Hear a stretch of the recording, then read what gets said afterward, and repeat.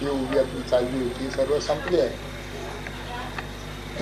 मी आपल्याला सांगितलं की दासबोध हा ग्रंथराज संसारी तारक परमार्थ दाखवी परलोक धार्मिकासी.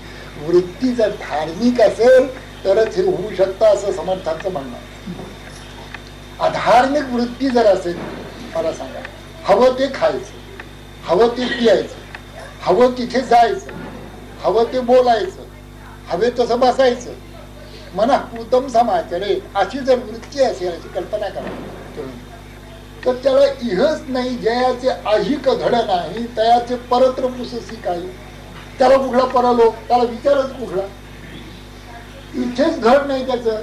सगट बायका शिव्या देती सांगीच पडलं म्हणत की हे समर्थांनी त्याचं वर्णन केलंय. घरातच शिव्या गेला, मग बाहेर कोण विचारणार. सगळ्या स्वार्थाचा बाजार. म्हणून धार्मिक व्हायला पाहिजे. पहिली गोष्ट धर्माची जी बंधन आहे त्याचे जितकं काटेकोर पालन का श्रुती म्हणेल ते साधावे ते राज्य ही छोडं मानावे. त्याला इलाज काही नाही. जर त्या नियमामध्ये तुम्हाला योगाचा अभ्यास जरी कसा असला, ध्यानाचा अभ्यास, तरी यमनियम हे पाळावेच लागतात. यमही नाही नियमही नाही, मग असा योगाचा अभ्यास करणार हा. योगाचा अभ्यास करण्यासाठी बोलणं कमी करायला पाहिजे, आहार कमी करायला पाहिजे, तेलकट, आंबट, तळकट, तुपकट वगैरे वगैरे हे सगळी कटकट खाता का मला. पोळीच खायची, पुरी खायची नाही. काल मी खाल्ली बरं का, बरेच दिवसांनी, पण पोळ्याच खाया, पुरी खाऊच नाही.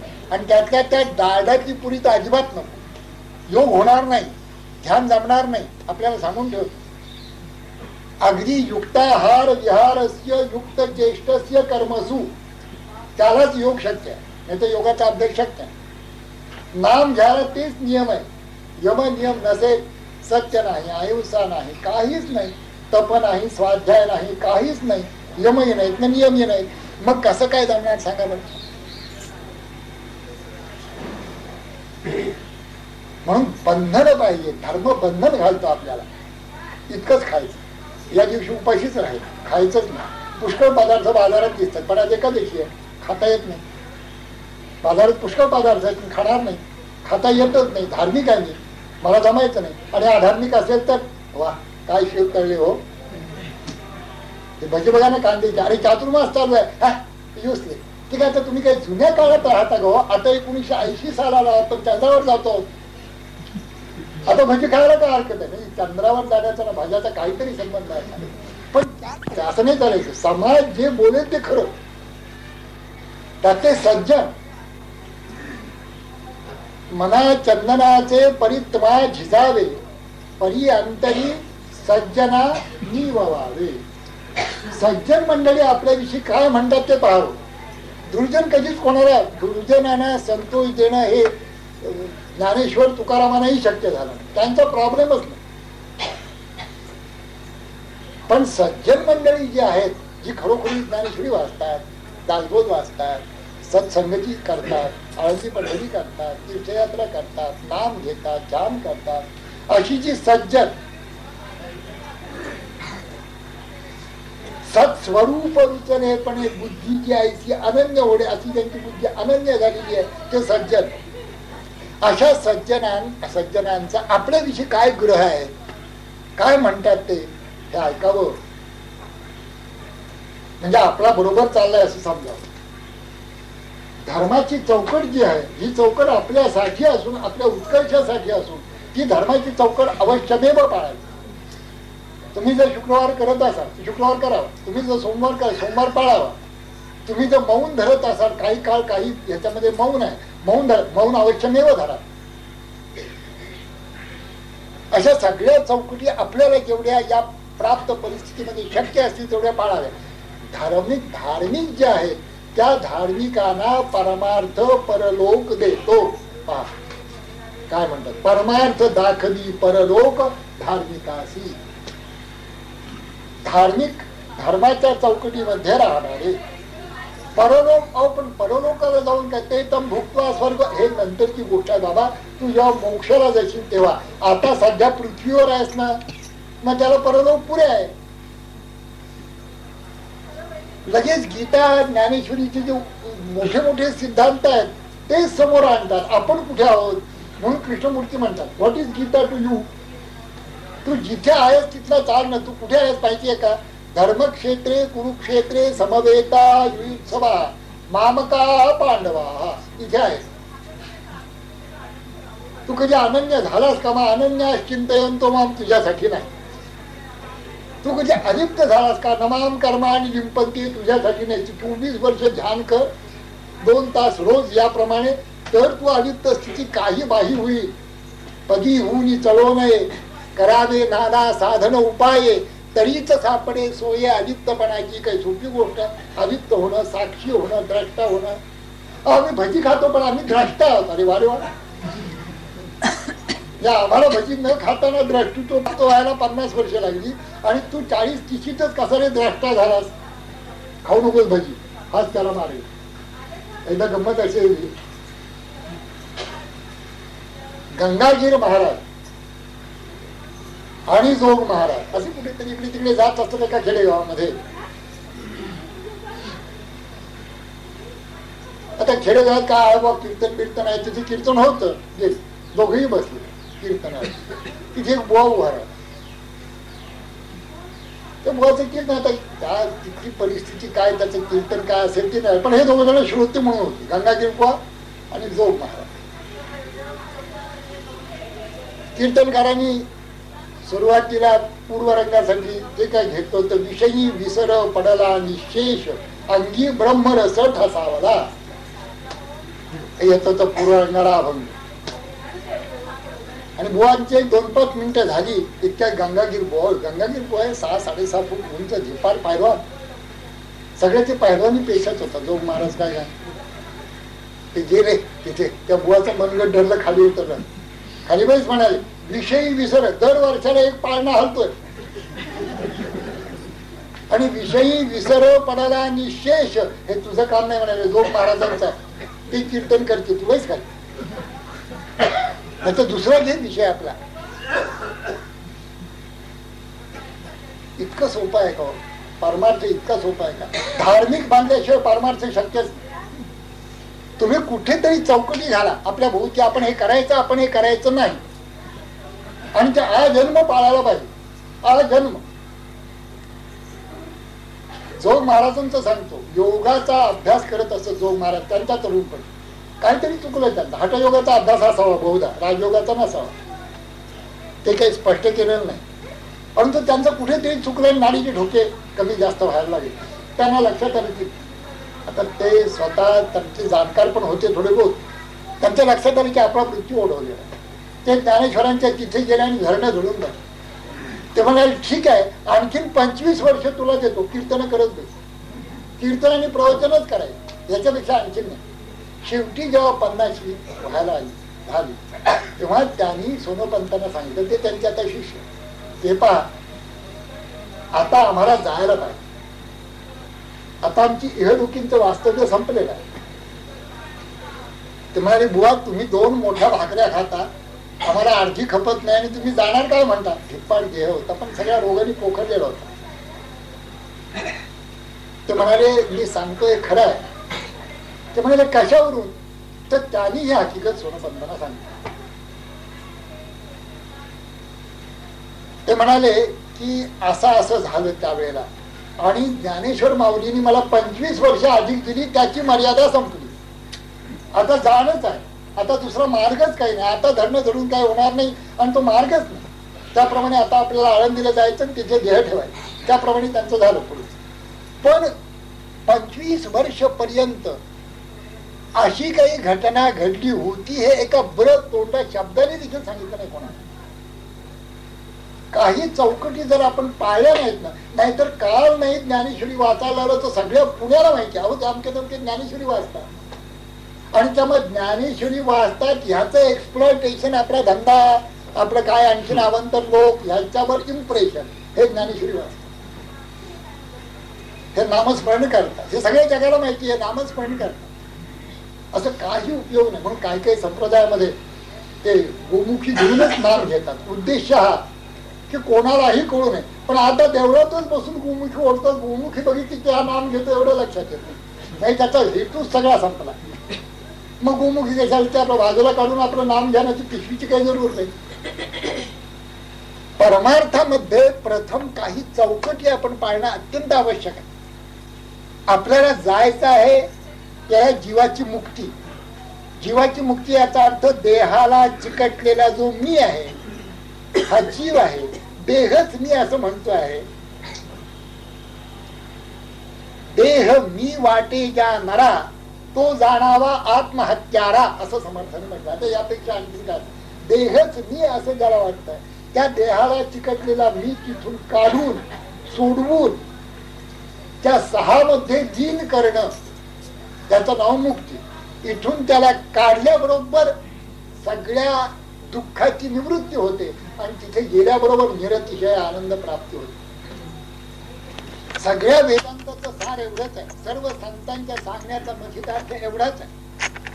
हे जर पाहिजे असेल साधायला, नामस्मरण ध्यान धारणा करायला पाहिजे. ती जर साधायला पाहिजे असेल तर धर्माच्या चौकटीत अप्रवर्तन बसेल असं पाहिजे, सज्जनांना जे मानवेल असं पाहिजे. म्हणून परमार्थ दाखवी परलोक धार्मिकासी. परमार्थ जन्माचे सार्थक, परमार्थ संसारी तारक, परमार्थ दाखवी परलोक धार्मिकासी, परमार्थ तापसासी थार. काय मला हा काही शब्द वाटत नाही. हे जे शब्द आहेत ते शब्द नभती देखा ब्रह्म साम्राज्य दीपिका अर्जुना राजी चित्कळिका उदळील्या शेवटी. तसं कल्याणानं म्हणा किंवा कोणाच्यासाठी म्हणा, शेवटी कल्याणानं निमित्त करून आपल्याला सगळं आपण ऐतोबा आहोत. खरं सांगायचं काही न करता आपला दासबोध वाचत राहा, ज्ञानेश्वरी वाचत राहा, काही करत नाही. त्यात एक करत नाही. शेवटी नामदेव राहणार ते लक्षात आलेलं असलं पाहिजे की काही करत नाही तर नुसतेच वाचतात. नामा म्हणे श्रेष्ठ ग्रंथ ज्ञान देवी, पण एक तरी उभी अनुभवशील की नाही, एक शब्द तरी अनुभवशील की नाही. नुसते आपल्या 9000 ओव्या पाठ करून काय करणार तू, एक तरी अनुभव. त्यांच्या सगळ्या संतांच्या लक्षात, बहुतेक संतांचे हे नाम नाही घेणार, हे ज्ञानेश्वरी वाचणं वाचतील पण खरं लक्ष त्यांचं तिथे नाहीये. परमार्थ तापसासी धार, परमार्थ साधकासी आधार, परमार्थ दाखवी पार भवसागराचा. किती गोडा सांग. तपस्वी जे आहेत, साधक जे आहेत त्यांच्यासाठी उघड उघड ही ओळी आहे. तापस तपस्वी, तप करणं याचा अर्थ काही गोष्टी टाकणं आणि काही गोष्टी करणं. टाकणं कठीण जातं, भजी खाणं कठीण जातं. टाकणं चमचमीत पदार्थ टाकणं कठीण जातं. हे जे टाकणं आहे ना हे प्रथम महत्वाचं आहे. हे टाकल्याखेरीज चांगल्या गोष्टी आपण करूच शकत नाही. तुकोबांचा एक अभंग आहे, देव घ्या कोणी देव घ्या कोणी आयता आला घर पुसो. देव घ्या,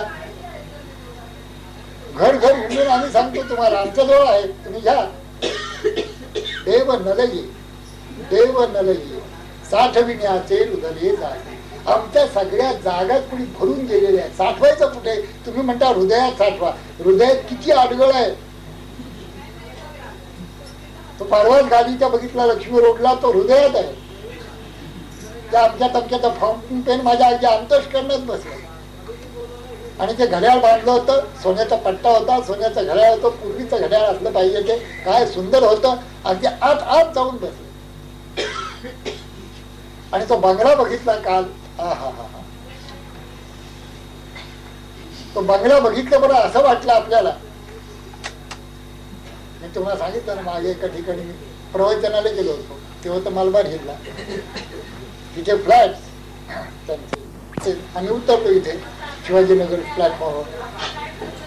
पंचायत अशी झाली, मला पोचवायला तिथे स्टेशनवर बाबा पुरंदरे आले होते व्हीटीला.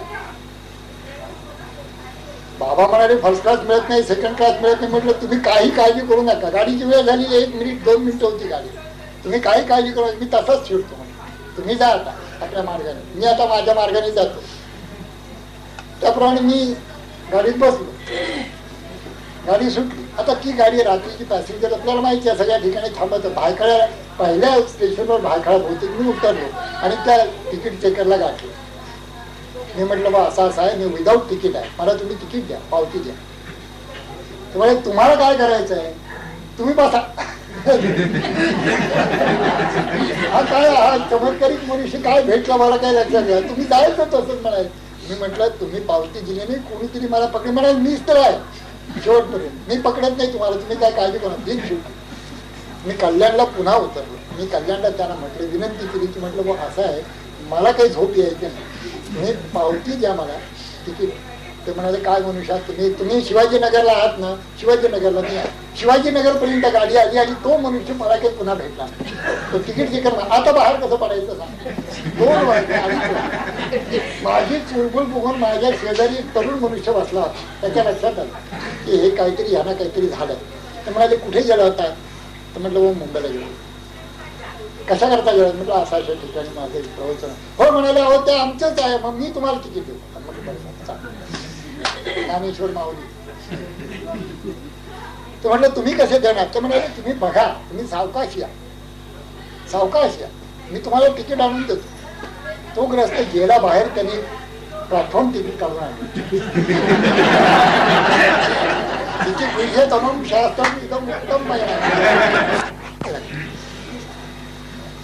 तुम्हाला चोरटं सोनं आणता येणार नाही, चोरटे धंदे करता येणार नाही, दुसऱ्याला व्याप होईल असं काय करता येणार नाही, दुसऱ्याला असंतोष दुःख होईल असं बोलता येणार नाही, चालता येणार नाही, तुम्हाला शिव्या देता येणार नाही. किती व्याप आहे बघा ना, आपल्या तोंडातच असतात त्या आणि द्यायचे नाहीत म्हणजे काय.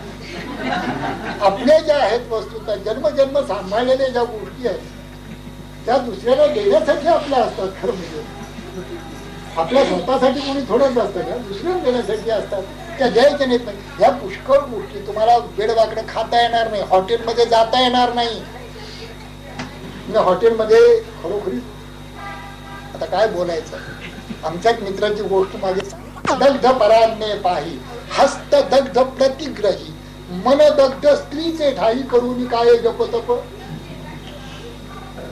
या सगळ्या गोष्टी जर अखंड मनात असतील, परान्न, परद्रव्य आणि परस्त्री ही सारखी जर मनातच आहे आणि इथे तप करतोय, याला तापसी म्हणत नाही.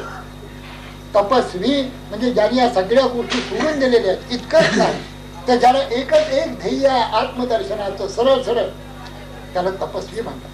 त्याच्या करता जो ध्यान धारणा करतो, नामस्मरण करतो, आपला सर्व जेवढा आपल्या हातात वेळ आहे तेवढा सगळ्याच्या सगळ्या वेळ यासाठी घालवतो, त्याला तापस किंवा तपस्वी असं म्हणायचं. त्या तपस्व्याला आधार कोणता, परमार्थ आधार आहे. परमार्थ तापसा सिद्धार. पुढल्या चित्राला कसा तो आधार आहे ते सांगितलं.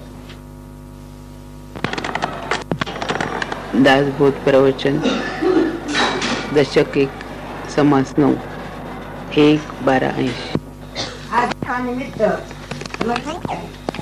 पहिला कार्यक्रम आयोजित केलेला आहे 6:15 आणि त्याप्रमाणे रोज त्या ठिकाणीचे कार्यक्रम त्यांचे गायनाचे होणार आहे. तरी त्याचाही हे श्रीधर स्वामी महाराजांनी काम केलं, बाकी कुणी नाही. ते ज्ञानेश्वरी आणि दासबोध सारख्याच तऱ्हेने सांगत असेल. दोन्हींचेही प्रवचन त्यांचे आहेत, ज्ञानेश्वरीवर आहे, दासबोधावर आहे. आणि जो कोणी जाणकार संत असेल, स्वरूपानंद पाहतो, ज्ञानेश्वरी आणि दासबोध दोन्हींचाही अभ्यास तेवढाच चांगला होता. असं होऊच शकत नाही, कारण दोन्ही ग्रंथच मुळात एक आहे. आणि नाथ भागवत हा जो तिसरा ग्रंथ आहे तो ज्ञानेश्वरी सिम्प्लिफाईड, म्हणजे काहीच दुसरं नाही त्याच्यामध्ये. ज्ञानेश्वरांच्या पेक्षा आणखीन काहीच त्याच्यामध्ये नवीन विचारच नाही. तेव्हा असा असल्यामुळे तिन्ही ग्रंथ, तिन्ही संत आणि तुकोबामध्ये आहेत. हे चारही संत एकच सांगतायत. हे ज्याला कळलं त्याला परमार्थ काही बाही काढला. याच्यामध्ये जो कोणी फरक करत राहतो की हे श्रेष्ठ ते कनिष्ठ, यांचं काय, यांनी ते ब्राह्मणाची मुख्य दीक्षा आधी पाहिजे, मागितली पाहिजे भिक्षा वगैरे वगैरे, ब्राह्मणांच्या विषयी आताचे ब्राह्मणी काय केले, अन्न मिळेल, आणि बाकीच्यांची काय, ब्राह्मणांनीच फक्त असं समर्थ म्हणतात. असं एका गृहस्थाने मला सांगितलं. हे किती चमत्कारी. मराठा चितुका मिळवावा हे समर्थानेच म्हटलंय. मी त्यांना म्हटलं तुम्ही वाचतच नाही, तुम्हाला समर्थ वाङ्मयच माहिती नाही. आणि त्यामुळे तुम्ही असं बोलताय. तुम्ही वाचा बरं दासबोध माझ्या समोर, आणि त्यात काय आहे ते समजून घ्या. नुसतं वाचू नका. ते फार मोठे ग्रस्त आहेत, म्हणजे वारकरी आहेत, फार मोठे ग्रस्त आहेत, खूप शिकलेले आहेत, याचा खूप अभ्यास आहे, पण त्यांना अजून दासबोध कळलेला नाही इतकं निश्चित. ज्याला दासबोध कळत नाही किंवा जो दासबोध वाचत नाही त्याला परमार्थ कळला असं मी कदापि म्हणणार. इतकं दासबोध जवळच आहे. परमार्थी साधकांना एवढा दासबोध जवळच आहे की तो दासबोध ग्रंथ डोक्यावर घेऊन त्यांनी नाचावं प्रत्येक उभी उभी मध्ये. भाषा सोपी वाटते, मी आपल्याला भाषेचीच उकल करतोय. भाषा सोपी वाटते, त्याचा परमार्थ तसाच आहे, अवघडच आहे. परमार्थ सगळ्यांना नेहमीच अवघड झालेला आहे, कारण परमार्थ करावा असं सहसा कोणाचंही मत नाही. परमार्थ फावल्याची गोष्ट आहे, जमलं तर करायचं आहे, अडत काही नाहीये. काही केला नाही आणि नुसता संसार केला तर तो काही वेगळा जातो असं नाही. मला एका गृहस्थांनी सांगितलं की ते म्हणाले की का बा आम्ही तुम्ही याच्यात फरक काय राहील, तुम्ही परमार्थ करता म्हणता, आम्ही काय करेल, फरक काय राहील. आम्ही गेलो म्हणजे वर्तमानपत्रात हे मेले असं म्हणतील, आणि तुम्ही गेलेत म्हणजे वैकुंठवासी झाले म्हणतील, पण शेवटी मेलातच ना, काय फरक आहे.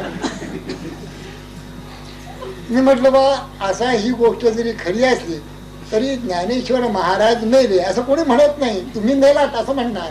ते समाधिस्थ झाले. समाधी येणं आणि मरणं ह्याच्यात जसा फरक आहे तसा तुमच्यात ना आमच्यात आहे. तोच विषय महाराजांनी या 4-5 ओव्यामध्ये सांगितलं. परमार्थाचं महात्म्य काय आहे तेच सांगितलं. परमार्थ म्हणजे नेमका काय त्याची व्याख्या केलेली आहे. साधकांची स्वरूप स्थिती म्हणजे परमार्थ, ही त्यांची व्याख्या आहे. काय होतं परमार्थ करून, माया सगळी वितळून जाते असं त्यांचं म्हणणं आहे. जे दृश्य आहे त्या दृश्याची जुनी जर्जरी कुहिट झाली असं म्हणतात, फाटून जातात, चिंध्या होऊन जातात. हे दृश्य आपल्या समोरून मावळून जातं. आणि मग ज्ञानोबा काय म्हणतात, मावळवीत विश्वाभा. सुंदराला काय म्हणतात, अग्निग्रहास लागला आणि आपण सावकाश निजेला, तो कैसा म्हणावा भला आत्महत्यारा असं समर्थ म्हणतात. आणि माऊली म्हणते, जे चहूकडे जळत वणवा ते ठेवून न निघिजे केली पांडवा, तैसा लोकी येऊन सोपद्रवा के न भजीचे माते. हे असं म्हणणं काय तसं म्हणणं काय, अग्नी ग्रह तीच कल्पना आहे, सगळी कल्पना देखील त्याच आहे, काही फरक त्याच्यामध्ये. अशा प्रकारचा हा परमार्थ योग्य मार्गाने जर करत असेल कोणी तर तो मोठा जीवनाला आधार आहे असं त्यांचं म्हणणं आहे. सत्य परमार्थ जर कोणी करत असेल, सत्य परमार्थ करणं म्हणजे तरी काय, नामस्मरण मोठ्या प्रेमाने जर होत असेल, श्रवण मोठ्या प्रेमाने आणि तन्मयतेने जर होत असेल, ध्यान मोठ्या निष्ठेने भक्तिभावानी असं जर होत असेल, त्याला संत कोण आणि असंत कोण, निदान सज्जन कोण आणि दुर्जन कोण हे तरी कळत असेल का, आपण तसे असेच करणार नाही. असा जर खरा खरा परमार्थ त्याच्या अंतःकरणामध्ये असेल तर बाहेरून संसार करत असताना देखील तो परमार्थ. आणि असा परमार्थ जर अंतःकरणामध्ये नसेल तर तो बाहेरून कितीही माळा घातल्यानं मुद्रा लावल्या तरी तो संसारी, तो परमार्थी नाही, तो संसारी. म्हणजे पूर्ण संसारामध्ये निमग्न झालेला, संसारच काही सारभूत आहे असं वाटणारा, असा त्याला पामर अशी संज्ञा वेदांतामध्ये आहे. हा पामर मनुष्य, बद्ध मनुष्य ज्यांनी म्हटलं समर्थांनी, बद्ध मुमुक्षु त्यातला हा बद्ध. केवळ संसार, हाती द्रव्याची जपमाळ, कांता ध्यान सर्व काळ, सत्संगाचा दुष्काळ, या नावबद्ध. नेत्री द्रव्य दारा पाहावी असं त्यांचं म्हणण्याचा भाव आहे. अखंड द्रव्य रुपये समोर पाहिजे नाही तर मंडळी आपली समोर पाहिजे. जरा थोडं बाजूला ह्याच्यातून होऊन जो कुणी आत भाव प्रेम वाढील तो परमार्थ साधक झाला. परमार्थ हे जीवनाचं सार आहे एवढं एकदा कळलं आणि सत्य सत्य परमार्थ जो गीता ज्ञानेश्वर महाराज, स्वरूपानंद समर्थ नाथ यांनी सांगितलेला आहे किंवा सगळेच संत यांनी सांगितलेला आहे, तो परमार्थ एकदा आपण आचरायला लागलो की तो परमार्थ संसारामध्ये आपल्या ह्या जीवनाच्या वाटचालीत मोठा आधार आहे असं नाही. नुसतं आपल्याला सामान्य माणसाला आधार आहे असं नाही. परमार्थ तापसासी फार म्हणजे आधार. जे तपस्वी आहेत त्यांना परमार्थ हा आधार आहे. आपल्याला तर आहेच आहे, आपल्याजवळ काहीच नाही, धरायला काय. आज एक मोठे गृहस्थ घरी आले होते, त्यांची कन्या पण आली होती. तिने मला विचारलं, नाही परमार्थ केला तर काय होतं, देव मानलाच नाही तर काय होतं. मी त्याला म्हटलं काहीच होत नाही. असं जीवन कोणीही जगू शकतो. देव माना नाही तर न मानायला काय होत.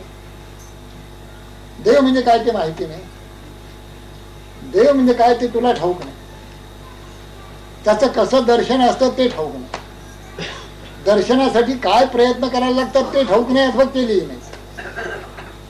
आता तुझ्या जीवनामध्ये देव असो किंवा नसो त्याच्यावरून काय, पण लक्षात ठेव तू अशा प्रकारचंही जीवन जगू शकशील. पण लक्षात ठेव, संकट काळामध्ये हाक मारू नकोस कोणालाही. आता धाव म्हणून म्हणू नकोस. तू तुझ्या पायावर तुझ्या बळावर चल पुढे. आता काय नको देव देव काय नको, आता बाजूला टाकून दे, काही जरूरच नाही त्याची. पण आता काही जर झालं होण्याचा संभव आहे, देह मन आणि बुद्धी आणि संसारामध्ये अवंतर सगळीच मंडळी ज्याला तू आपलं म्हटलेलं असते त्यांच्यावर अथवा आपल्यावर काही संकट आलं तर आता मात्र हाक मारू नकोस कोणाला. नाही तर ते असं करशील की विमानात खाली येताना चंद्रावर गेले, मध्येच विमान राहिलं, ते कोण रशियन का अमेरिकन लोक आता प्रार्थना करायला लागले प्रभूची. असं नको करू. आता एकदा धरलंच ना तू की नाही बा देव ठीक आहे काय, त्यावेळेला मग प्रार्थना करून तो येत नाही ना, ही पंचायत आहे. देवाच्या सख्यत्वासाठी पडाव्या जीवलगासी तुटी, सर्व अर्पावे शेवटी प्राण तोही वेचावा. देव म्हणजे आपला प्राण, प्राणासी न करावे निर्वाण. हे समर्थांचे उद्गार कुठे. आणि आम्ही पामर माणसं कोणत्या बळावर जगतो आहोत. माते न भजावया लागी कवन बळपा यांची अंगी, काय घरी की भोगी निश्चिंती केली, का विद्या का वयसा यया प्राणिया सायसा, मज न भजता भरवसा सुखाचा कवन. आधारच मुळे आपल्याला परमेश्वर आहे. आधारच मुळे परमेश्वरा प्रीत्यर्थ जे जे काय आपण करतो ती सगळी साधना ही आधार आहे. उपासनेचा मोठा आश्रयो, उपासना नाही तो निराश्रयो, उदंड केले तरी तो जयो प्राप्त नाही. आधारच मुळे परमार्थ आहे आपल्याला. आपण जी काही साधना करू, जी काही उपासना करू, जे काही नामस्मरण करू, जे काही ध्यान करू, जे काही गीता ज्ञानेश्वरी दासबोध ऐकू अथवा सांगू, हाच आपल्याला आधार आहे. दुसरा कोणत्या आधारावर आपण जगणार. आपण असे हवेत लोंबकळत असल्यासारखे प्राणी आहोत सगळे. मनुष्य काही फार मोठा शक्ती सामर्थ्य संपन्न असं नाहीये, अगदी सामान्य आहे. गायीने असं केलं की तो कोरमट, अशी परिस्थिती आहे. सगळ्यात गरीब प्राणी, वाघ सिंह नको, गाय असं गेलं की पडला, अशी परिस्थिती आहे या माणसाची. त्याला कसला अभिमान, कसला ताठा, कधी मरेल ह्याचा नियम नाही, कशाने मरेल ह्याचा नियम नाही, कोणतीच गोष्ट त्याच्या हातात नाही. बायको कधी मरेल हातात नाही, मुलगा कधी मरेल हातात नाही, आपण कधी मरू हातात नाही. अगा मरा हा बोलू न साहती आणि मेल्यावरी तरी रडती, पण असं ते जात न गणती गहिसपणे, म्हणजे मूर्खपणाने ठोंबे. गहिसपणे मी म्हणत नाही, मी सगळ्यांना चांगलं म्हणतो, पण आपले ज्ञानेश्वर महाराज वगैरे ठोंबे म्हणतात आपल्याला. मूर्ख अशी माणसं आणि समर्थ मूर्ख, परम मूर्खा माझी मूर्ख, म्हणजे ते मूर्खातलेही मूर्ख आणखी म्हणतात. जो संसारी मानी सुख, या संसार दुःखाचे दुःख अधिक नाही. आधार काय झाला आहे, सुख दुःख आहे, आधार काय. सुखालाही आधार लागतो, दुःखालाही आधार लागतो. सुख भोगायला देखील कोणाचा तरी आधार लागतो, दुःख भोगायला तर लागतोच लागतो. काय आधार आपल्याजवळ, उपासनेचा आधार, परमार्थाचा आधार. जो उपासना हा शब्द आहे त्याच अर्थी परमार्थ हा शब्द इथे वापरलेला आहे. परमार्थ तापसासी फार, काय तुम्ही जी उपासना केली असेल, जे नामस्मरण केल्याचा आधार आहे, काय छाती आहे न देण्याची भगवंताला. मागण्याची वास पाहे मुखाकडे, चिंकिल्या रोकडे मनोगत. तुका म्हणे जीव भाव देवा पायी ठेवून या काही न मागत. तो वाट पाहतो तोंडाकडे, तुकोबा काही मागा, एवढं तुम्ही करता आमच्यासाठी आणि काही मागत नाही. इतर भक्त बघा, अहो काही थोडस नाही, 2 ओळी ज्ञानेश्वरी वाचली तो लिस्ट तयार मागण्याची. कुणी 4 दिवस नाही पूजा अर्चा केली तो लिस्ट तयार. कुठे थोडं नामस्मरण नाही झालं तो लिस्ट तयार मागण्याची. आणि तुम्ही काही मागतच नाही. म्हणजे काय, आजकाल सगळ्या जमाना मागण्याचा आहे. कामगार मागतायत, ऑफिसर मागतायत, एजंट्स बँकेचे मागतायत. 2000 रुपये पगार पुरत नाहीये. आज महागाई कोण आहे, मागतायत. डॉक्टर लोक तर फारच मागतात, त्यांची संप होतात हॉस्पिटलमध्ये. संप, डॉक्टर लोक येत नाहीत कारण त्यांना फॅसिलिटीज पाहिजेत, पगार पाहिजे जास्त. काय डॉक्टर म्हणजे सामान्य गोष्ट आहे. इंजिनियर्सना तर पगार कधीच पुरत नाही, कुठलाही 2000 3000 किती पगार असो तर त्यांना कधीच पुरला नाही आजपर्यंत. त्यांना अभंतर ठिकाणाहून पैसे आणायला लागतात, मिळवायला लागतात. अशी आमची मागणीची रीत आहे. आणि तुकोबा काही मागतच नाहीये. हे काय आहे तंत्र, मागायला पाहिजे.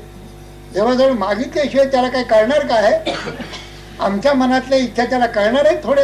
आपण सारखं प्रेस केलं पाहिजे त्याला. बँकेकडे जसं व्यापारी लोक बँकेकडे 50,000चं कर्ज, तेवढे दिले 60,000चं, लाख रुपयाचं प्रेशर आणायचं त्यांच्यावर सारखं. आमचा धंदा वाढतोय, आम्हाला कर्ज पाहिजे. ही जशी मागणी सारखी आहे तशी मागणी देवाजवळ पाहिजे ना. मागणीच नाही. तुकोबांसारखे जे भक्त असतात, मोठमोठ्याने संतांसारखे भक्त असतात, असं म्हणतात की गोंधळेकर महाराजांच्या शब्दकोशात मला हे पाहिजे असं कधीही नसतं. आमची वस्तू मला पाहिजे. डॉक्टर कुर्तकुटी हे महाराजांच्या सान्निध्यामध्ये सावलीसारखे 7-8 वर्ष होते. त्याने असं सांगितलं की महाराजांचं काय जर वैशिष्ट्य असेल तर हे वैशिष्ट्य होते की मला काही हवं, आमची एक वस्तू मला हवी असं कधीही मला आढळलं नाही. त्यांना उदंड भूक लागली तरी मला अन्न द्या म्हणून त्यांनी कधी मागितलं नाही. उदंड थंडी असली तर पांघरून द्या, घोंगडी आणा असं त्यांनी कधी सांगितलं नाही. कपडे नसले तर मला कपडे पाहिजेत म्हणून कधी त्यांच्या तोंडून निघालं नाही. कधी असं नाही, पैसा एक जिडकी देखील नसेल. कधी कधी अशी परिस्थिती असेल की सगळ्या रागाला चालायचं कसं, जिडकीही नाही खिशामध्ये. अशा परिस्थितीत त्याने कोणापुढे हात पसरले नाही की मला पैसे पाहिजे, ते कसं चालायचं. त्यांच्या कोशामध्ये मला काही अंक पाहिजे असा शब्दच नसेल. मग कसं चालायचं, राम करी. कशावर राम करीन, मी उपासक असेल तो निश्चित करीन. उपासनेचं काय, त्याचाच आधार आहे आम्हाला. पण तुम्ही तपस्वी आहात, तुम्ही संत आहात. संतांना देखील, तपस्व्यांना देखील त्यांच्या उपासनेचा परमार्थाचाच आधार आहे. कशाच्या जोरावर ते सांगतात यांचीच हकीकत सांगतो.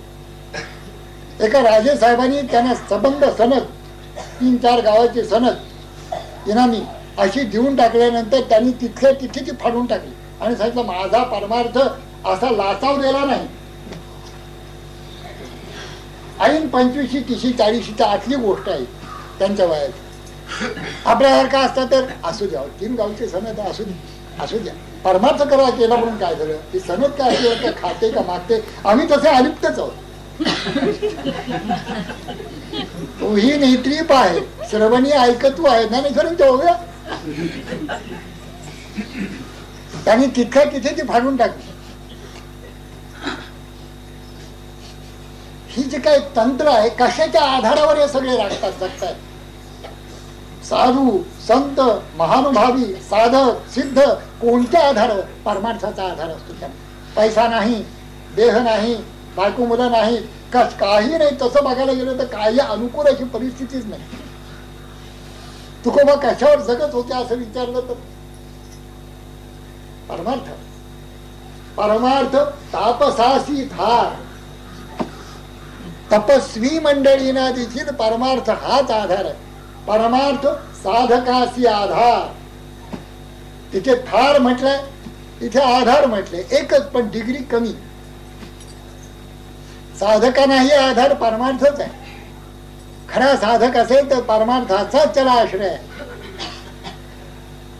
सारे संत सारे साधक याच्यावर जगत असतात. मला तुम्ही सांगा, परमार्थाची साधना करत असताना ते पैल तीर दिसतंय का?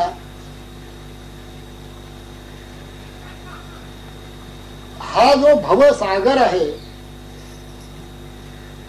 त्याचं पैल तीर कुठे आहे? आम्ही त्याच्यामध्ये पडलो आहोत ही गोष्ट खरी. जन्म झाला त्यावेळेला ज्या भवसागरामध्ये पडलो, गटांगळी खातो, काही पाणी नाका तोंडात जात आहे, आपल्या बाळाने पलीकडे जावं असं दिसत नाही, पैल तीर दिसत नाहीये, चाललंय ते बरोबर चाललंय हेही कळत नाहीये. जे मोठमोठाली मंडळी गेली त्यांची चरित्र वाचून बघितले तर त्या चरित्रामध्ये अशा काही गोष्टी आहेत त्या आपल्या वाट्याला आल्याच नाहीत कधी. पण त्यांची चरित्रही उपयोगी पडत नाही. 10व्या वर्षी गोंदवलेकर महाराज निघून गेले म्हणतात, 12व्या वर्षी समर्थ निघून गेले म्हणतात. आपल्याला कुठे जाण्याची बुद्धी सुचली नाही, आणि बुद्धी सुचली असती तरी दुसरी बुद्धी आहे ना आपल्याला, दुसरं एक मन आहे. त्यांनी सांगितलं असतं बाई पुढे चाललं, अंतरपाड्याच्या पलीकडे बायको आहे आणि तू चाललास निघून, लोक काय म्हणतील, तिला काय वाटेल, तिच्या बापाला काय वाटेल, तिच्या आजोबाई आलेले त्यांना काय वाटेल, आपल्या आईला काय वाटेल, मग चाललास पुढे. ही दुसरी बुद्धी, त्याला सेकंड थॉट म्हणतात. हा सेकंड थॉट ऑलवेज प्रिव्हेल्स. हा दुसरा विचार येतो. पहिला विचार परमार्थामध्ये सत्य, दुसरा विचार आला की संसारामध्ये करा दुसरा तिसरा चौथा विचार, पण परमार्थामध्ये, परमार्थात आता वाटलं ज्ञानेश्वरी वाचावी, आजपासून ज्ञानेश्वरी ताबडतोब सुरू. दुसरा विचार करायला थांबू नका. तुम्ही दुसऱ्या विचारासाठी थांबला की ज्ञानेश्वरी कधीही सुरू होणार नाही वाचाई. या बुवानी गाडीतनं जाताना 102 पारायणं केली, अंबरनाथ ते मुंबई. लोकांना कोणाला जर असं वाटत असेल की आम्हाला वेळ नाही, टाईम नाही, हे पोस्टामध्ये नोकरीला आहे, ते रोज अंबरनाथहून मुंबईला जायचं. त्या गाडीला गर्दी आता काय असते कल्पना, एक पाय फक्त खाली राहतो टेकलेला, म्हणजे अंगुष्ट तप म्हणतात तेच ते होतं गाडीतनं. एका अंगठ्यावर असं उभं राहायचं, दुसरा पाय गुडघ्यावर टेकायचा, वर असं काहीतरी धरायचं जायचं गाडीतनं, अशी परिस्थिती असते अंबरनाथ ते मुंबई. त्याच्यामध्ये 102 ज्ञानेश्वरीची पारायण ह्या बुवांनी केली. विचारायचा म्हणजे वेळ नाही, सबब नाही, आमकं होत नाही असं नाही, करायचं ठरवलं तर होत. पैल तीर दिसत नाहीये आपल्याला. दुसरा विचार परमार्थामध्ये येता का म्हणे, आपल्याला पैल तीराला जायचा हा विचार पक्का झाला पाहिजे. गटांगळे खातो आहोत, नाना तऱ्हेची सुख दुःखाने वेढलेलो आहोत, उदंड दुःख सहन केलेलं आहे जीवानी. कळतंय परमार्थ करायला पाहिजे, पण पैल तीर दिसत नाही. मग अशा वेळेला पैल तीर दाखवणारा कोण आहे? परमार्थ. परमार्थ तापसासी ठार, परमार्थ साधकासी आधार, परमार्थी दाखवी पार भवसागराचा. किती गोड उभी आहे बघा. मी आपल्याला सांगितलं होतं आपल्या दरवाज्यावर असे कुठली कुठली उभी लिहून ठेवा, रोज वाचाने आत्मदिशेला. समर्थाने असे उपकार करून ठेवलेत आपल्यावर साध्या शब्दामध्ये. शब्दात अवघड काही नाही. परमार्थ दाखवी पार भवसागराचा. भवसागरामध्ये सर्व मंडळीच गटांगळ्या खात आहे, परंतु साधकाला असं वाटतं, नेहमी शंका अशी येते की आपण पलीकडे जाणार की नाही. इतक्या सुखदुःखामध्ये आपण काही नामस्मरण करतो, आपण काही ध्यान करतो, आपण काहीतरी करतो, आपण पलीकडे जाणार की नाही. त्याला आधार आहे परमार्थाचा. आजपर्यंत हजारो गेले, तुम्ही काही काळजी करू नकोस, हजारो गेलेले तूही जाशील. मार्ग आहे त्याला. उलट उलट माघारी प्राण्या फिरगोते खासी, भरला पुर मायेचा लोंढा वाहुनी आज आसी. भव नदीचे पाणी सखया मोठ्या उढीते, भल्या भल्या पोहणारा उलथुनी खाली पाणी. म्हणे मुक्ताबाई चांग्या अंतरीची खूण, सद्गुरूला शरण जा तुझं नेतीला उतरवून. तू काय काळजी करू नकोस, तू साधक आहेस ना, तू परमार्थ करतोस ना, परमार्थ हाच आधार आहे. तू नामस्मरण करतोस ना, मग नामाची सहस्रवरी नावा या अवधारी सजून या संसारी तारू झालो. काढले बाहेर सगळ्यांना, हजारो नावांच्या नावांनी आणल्या, त्याच्यामध्ये एकेकाला बसून या साधकाला पहिलं पार मिळू. भवनदीचा पार परमार्थ साधकाला दाखव. परमार्थी मनुष्य भवनदीच्या पलीकडे होतो, पण पार दाखवतो म्हणजे काय करतो. भव नदी या नावाची नदी आहे तरी कुठे. आम्ही गंगा नदी माहिती आहे, नर्मदा, तापी, गोदावरी या सगळ्या नद्या आपल्याला माहिती आहेत, पण भव नदी या नावाची नदी कुठे आहे, कुठल्या गावाला आहे. यालाच माया नदी म्हणून वर्णन केलंय. दैवी हेषा गुणमयी मम माया दुरत्यया. याचं वर्णन ज्ञानेश्वर महाराजांनी समर्थांनी आपल्या ओबडधोबड शब्दामध्ये, ज्ञानेश्वर महाराजांनी साजूक नाजूक शब्दामध्ये केलेलं आहे, पण दोन्हीचा अर्थ एकच, किती द्वार आहे. हे अत्यंत अवघड आहे पोहायला, पलीकडे जायला. एवढंच वर्णन आहे. ह्याच्यापेक्षा दोघांनी, एक आपटोची गेली, एक चिरडोची मेली, ती एक ते फुगली, पाणी भरले, असं समर्थन. त्याने गुणघणाची वृष्टी भरले मोहाची महापुरे, घेऊन जात नगरे यमनियमांचे एकच ते एकच, आणि तरायला मार्गही एकच. पलीकडे जर जायचं झालं, कोणता मार्ग आहे, कुठला तो पार आहे पलीकडला, भवनदीचा पार कुठे आहे, भवनदी कुठे आहे. ही जी माया वस्तुतः जी नाही ती आहे असं वाटणं, आणि आहे ते झाकून टाकल्यासारखं दिसणं, ही ती माया. दोन कामं करते ही. एक सत वस्तू झाकून ठेवते आणि असत वस्तू दाखवते.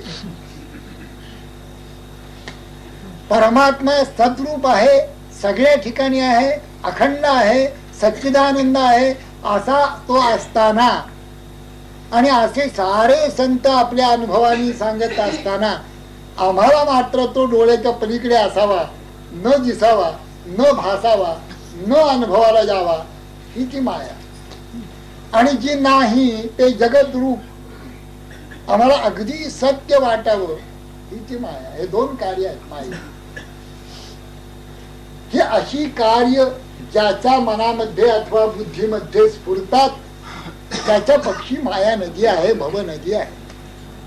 हे दोन्ही गोष्टी संपल्या म्हणजे सत वस्तू दिसायला लागली की असत वस्तू मावळून जाते. रज्जू दिसायला लागली की सर्प जसा संपतो, तसं सत वस्तू दिसायला लागली की असत वस्तू मावळली. सत एव सौम्य इदम अग्रे आसीत एकमेवा द्वितीयम. सत हीच एक वस्तू आहे, मुळाची अधिष्ठान रूप, प्रत्येक वस्तूच्या अधिष्ठान रूप आहे. ती वस्तू दिसायला लागल्याबरोबर बाकीचं त्याच्यावर जे आभासित, कल्पित, आरोपित असं जे विश्व आहे नामरूपात्मक, ते संपलं. हे संपणं हाच भवनदीचा पार. तिथपर्यंत भवनदी आहे, पण आरोपित जे अध्यस्त जे आहेत, सगळं विश्वच बरे अध्यस्त आहे. हे सगळं विश्व आरोपित आहे. जसा आपला देह भाव हा आत्म्यावर आरोपित आहे, तसे सारं विश्व जेवढं म्हणून दिसतंय ते वस्तुतः तत्वतः नाही. वाचारम्मणं विकारो नामधेयं मृत्तिका इत्येव सत्यम. उपनिषद गर्जून सांगतात की बाकी सगळं वाचारम्मण, व्यवहाराला सत्य आहे, व्यावहारिक सत्य आहे, याला पारमार्थिक सत्यत्व नाही. जसं स्वप्नामध्ये जे काय आपल्याला भासतं ते जसं जागृतीत नाही, तसं आपण अज्ञानी माणसं जागा असताना जे भासतं ते पारमार्थिक सत्य म्हणजे नाही. प्रातिभासिक सत्ता जी काही स्वप्नामध्ये आहे, ती स्वप्नामध्ये त्यावेळेला ती खरंच आहे की खोटं काय आहे त्याच्यामध्ये, आपण घाबरले